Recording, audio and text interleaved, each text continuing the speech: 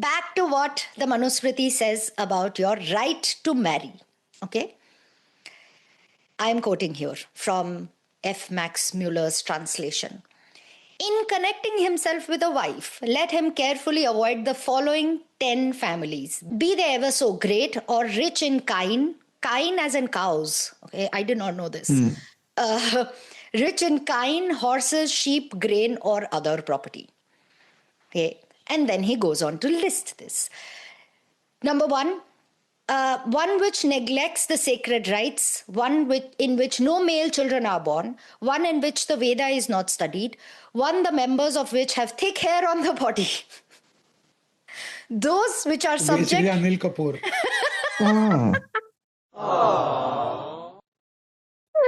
Anil Kapoor can't marry under the laws of the Manusmriti. I feel sad for my band's guitarist. Oh God, what the fuck, Prakhar? Now you have to get a photo of him so that we can post it on Instagram. Absolutely not. We are not doing that. Prakhar, please do that. I'll do that. It continues. Those which are subject to hemorrhoids, phthisis, I think is tuberculosis. Hemorrhoids also. Half the Indian population has gone out of the way. There's more.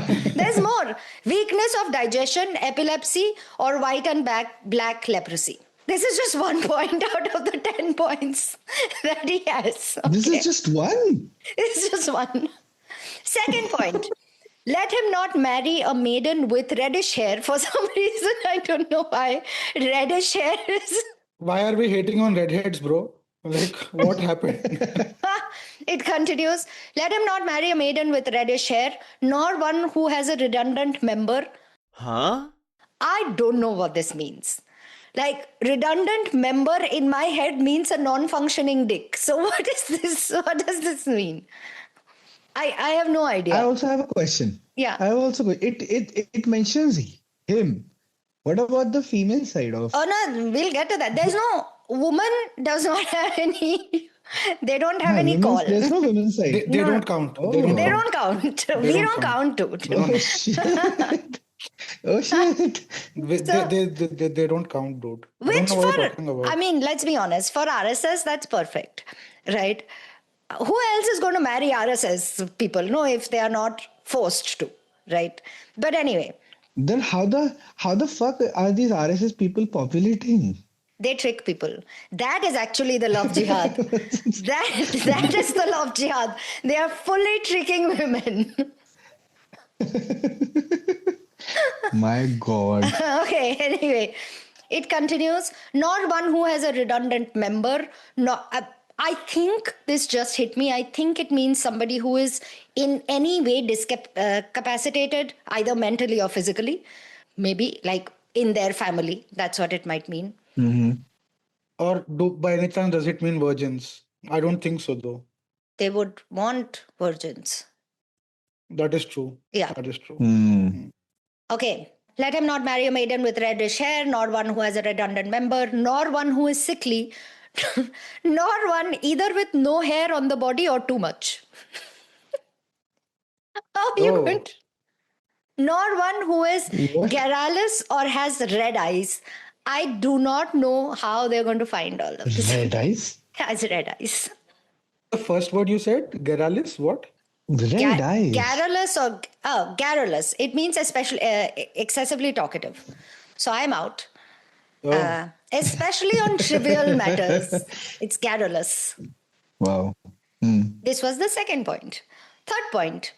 Nor one named after a constellation, a tree, or a river, nor one bearing the name of a locust or of a mountain, nor one named after a bird, a snake, or a slave, nor one whose name inspires terror. That literally takes out all names. What name is left after that? It's only so A. random. Idhar Oi. It is so random, or like how the people in Mumbai call everyone. That's how we call everyone. Hey. It is so fucking random. Then he says, let him wed a female free from bodily defects who has an agreeable name. Listen to this. The graceful gait of a Hamsa swan, right? Or Swan. of an elephant. A moderate quantity of hair on the body and on the head, small teeth and soft limbs. But a prudent man should not marry a maiden who has no brother, nor one whose father is not known, through fear lest in the former case she be made an appointed daughter, and in the latter, lest he should commit sin. Basically, he's saying that if you marry somebody who does not have a brother, you can do so if she's made an appointed daughter. Somebody with a son appoints her as a daughter. Or if you marry somebody whose father is not known, you will be committing a sin. Right? He continues. He, as in What is happening? the fuck all book continues. Dude, this is like, it's insane. This is the funny part. That's why I picked it up. There are disturbing portions. There are very, very disturbing portions. I'm sure. It continues. For the first marriage of twice born men. Do you all know who are twice born men?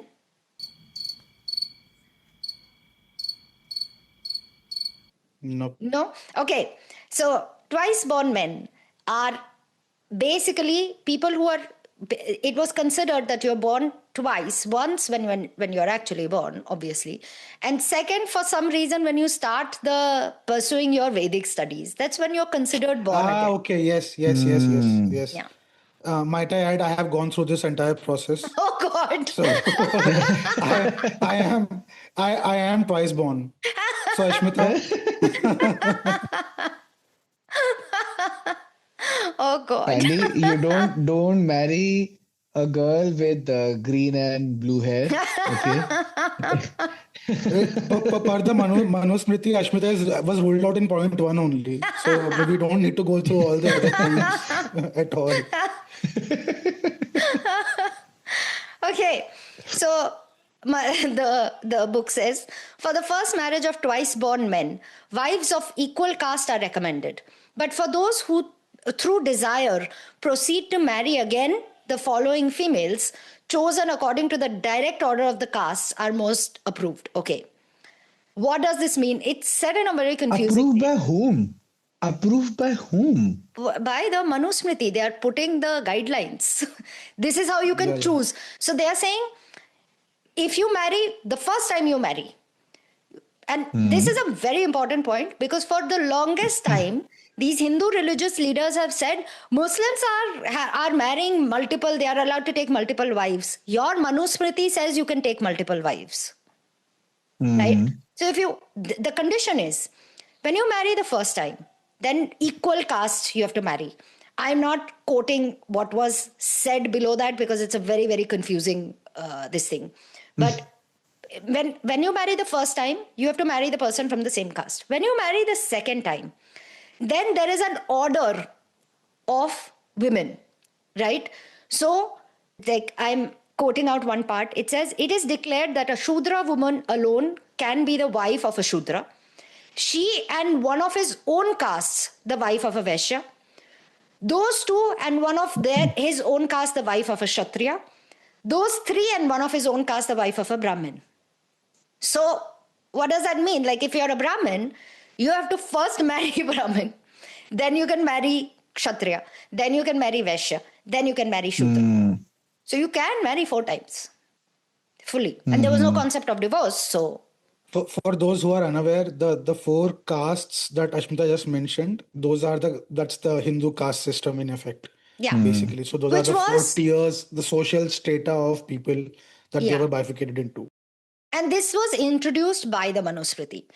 You will also hear dumbass people who have never ever read this book say that, oh, castes, we have made that into a social problem. Castes were actually just professions. They were not. They were not. Manusmriti introduces this. Manusmriti clearly says that Shudras are born out of feet of Manu. Okay. Brahmins are born out of, I think, ribs or something. They detail out disgusting punishments.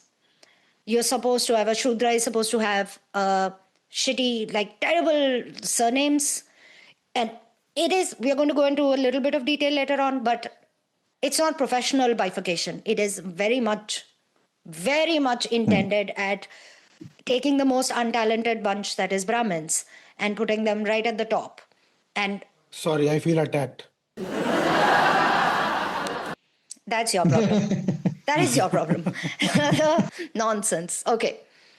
So, I mean, this was designed terribly, but anyway, back to this laws of marriage, right? I cannot list out all of those things because it would take up the entire episode, but the text goes on to list more such weird and arbitrary rules in the weirdest fucking ways possible. Right? For example, one law says, for him who drinks the moisture of a Shudra's lips, who is tainted by her breath, and who begets a son to her, no expiation is prescribed. Expiation as in, I mean, basically you have committed a sin from which there's no coming back. But the way they say it is really weird, right? So forget about the deeply disturbing inequality this perpetuates. Let's look at the practical problems, right? There's a law that you're not allowed to marry someone with too much or too little hair. Who decides the appropriate level of hair? How do you decide that? Right? Yeah. Or someone with the gait of a I'm sure swan. there were a bunch of people going around with rulers and measuring tapes, man. I don't know. But there's no guideline here. I mean, you can make that up as you see fit. Sure. See, Gillette would have been such a good business idea back then. No, Or but you beardo. cannot. But you cannot also have too little hair. That's also a problem. That's a beardo. Fine. Or then they have this condition of someone with the gait of a swan or an elephant. Those are two very different animals with very different gaits. They walk completely differently. What is this? How do you compare this? These obviously do not have the capacity of being laws, right? They cannot. What are you saying? You cannot substitute. I can completely see it working. What are you saying?